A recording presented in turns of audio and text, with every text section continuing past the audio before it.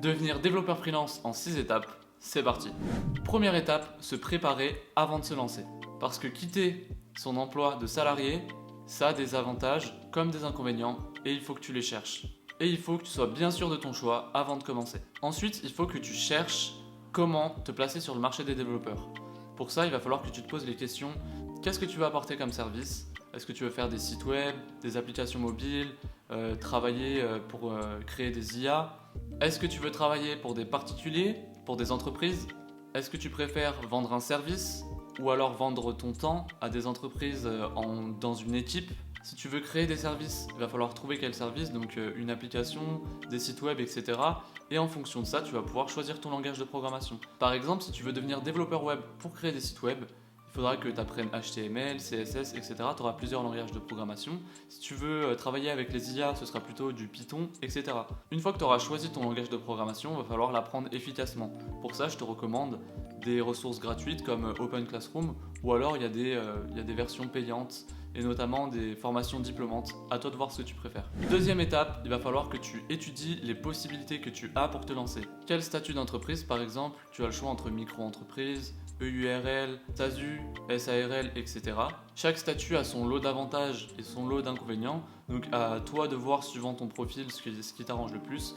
Dans la plupart des cas, la micro-entreprise fait très bien l'affaire parce qu'elle est simplifiée, c'est très simple de la créer, il n'y a pas énormément de taxes, c'est le statut parfait pour se lancer, mais dans certains cas, ça peut être mieux de prendre un autre statut. Donc pour ça, il va falloir faire des recherches sur tous les statuts qui existent. Ensuite, il va falloir créer ton entreprise, parce que ça va te permettre d'acquérir un numéro SIRET, et ce numéro SIRET, il te permet de vendre des services ou des biens sur le sol français. Donc bien sûr, c'est obligatoire, sinon ça s'appelle travailler au black, tu dois connaître le terme. Par exemple, plus tard, si tu veux t'inscrire sur la plateforme Malt, tu seras obligé de fournir ton numéro SIRET. On le te demandera sur toutes les plateformes et de toute façon, c'est obligatoire. Troisième étape, avant de trouver de réels clients, on va faire en sorte que tu réussisses ta première mission. Pour ça, il suffit juste que tu choisisses un pote à toi, quelqu'un de ta famille, pour réaliser une fausse première mission, ce qui te permettra plus tard de créer un portfolio pour trouver des vrais clients. Pour réussir sa première mission, il faut que tu te renseignes sur toutes les missions que tu vas pouvoir créer en tant que développeur. Comme ça te permettra de t'entraîner avant et de rester dans ta zone de confort. En plus, ça te permet de créer des offres pour tes services et c'est d'autant plus simple de les vendre plus tard. Une fois que tu as fait ça, je te recommande vivement pour chaque projet de créer un cahier des charges. Ça te permettra de cloisonner le projet, ça évitera que tu factures une dizaine d'heures alors que tu en avais besoin de 20 ou 30 et que tu travailles pour rien du tout. Je te recommande de créer un guide d'utilisateur au fur et à mesure. Ça te permettra de le passer au client. Le client il se sentira pas abandonné et à la limite tu peux aussi le former pour qu'il apprenne à ajouter du contenu sur son site web, tout ce genre de choses. Comme ça il sera content et ça évitera des retours un peu négatifs comme ah je comprends pas, l'outil marche pas alors que non il sait juste pas s'en servir. Quatrième étape, tu vas enfin pouvoir te mettre à trouver des clients. Pour ça tu peux t'inscrire sur des plateformes de freelance. Je te recommande notamment Malt, freelance.com et coder.com. 70 à 80% de mes clients, je les trouve sur Malt. Donc c'est important d'avoir un beau profil et pour ça, j'ai fait une précédente vidéo sur comment faire un beau profil Malt qui vend et qui te permettra d'être irrésistible face aux employeurs. Quelque chose de réellement sous-estimé, c'est le réseau, le bouche à oreille. Ça va te permettre un matin de te réveiller et de recevoir un message qui te dit salut, je suis la pote de ta sœur. Elle m'a dit que tu étais développeur et j'ai besoin d'un site web pour mon activité sportive par exemple. Ça peut te sauver et t'apporter des clients par-ci par-là et c'est vraiment pas négligeable.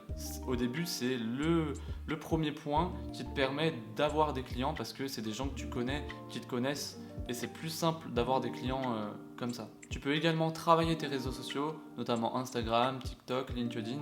Ça va te permettre de montrer ton expertise et les gens ils te connaîtront un peu mieux et ça leur donnera envie de venir te voir et de te demander des projets. Attention, cette technique elle est super efficace, par contre ça prend un petit peu de temps, il faut savoir être bon en montage vidéo par exemple, savoir faire des beaux posts etc, savoir quoi dire dedans.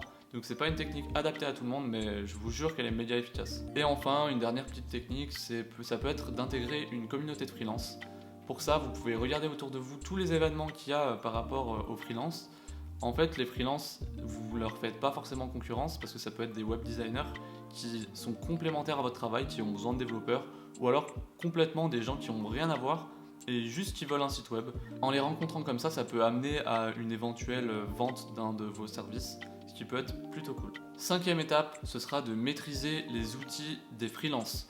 Pour ça, tu as plein d'outils pour stocker, versionner ton code, le mettre en production sur un serveur. Il faudra gérer tes devis, tes factures, avoir un outil pour la prise de rendez-vous. Ça te permettra de gagner du temps à chaque fois que quelqu'un veut un rendez-vous avec toi. Il va falloir également organiser tes horaires parce que tu peux vite perdre du temps par-ci par-là. Un moyen de gérer ta comptabilité. Éventuellement, ça peut être plutôt cool, une méthode de gestion de projet, donc avec des outils adaptés, par exemple comme Notion.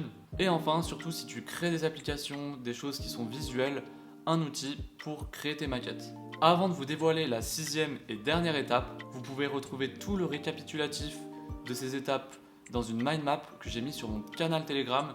Il suffit d'aller dessus, vous le retrouvez en PDF et vous pouvez le télécharger. Deuxième chose, pour ceux qui souhaitent aller plus loin, j'ai créé une formation complète qui reprend toutes ces étapes bien détaillées en vidéo avec des exercices pour vous accompagner et que vous atteigniez facilement votre objectif de devenir développeur freelance. Enfin, la dernière étape, ce sera de vaincre une bonne fois pour toutes l'administratif.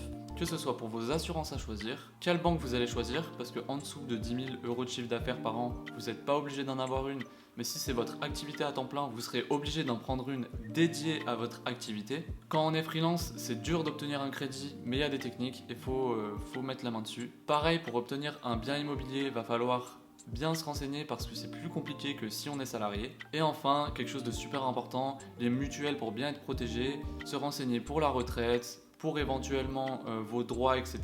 Une fois que vous aurez fait ça, vous serez le roi, vous pourrez devenir développeur web en freelance à temps plein et vivre de votre activité. Et franchement, c'est une super belle aventure. Vous pouvez retrouver la mind map en description ainsi que le lien vers ma formation pour ceux qui souhaitent aller plus loin. Et on se retrouve dans une prochaine vidéo.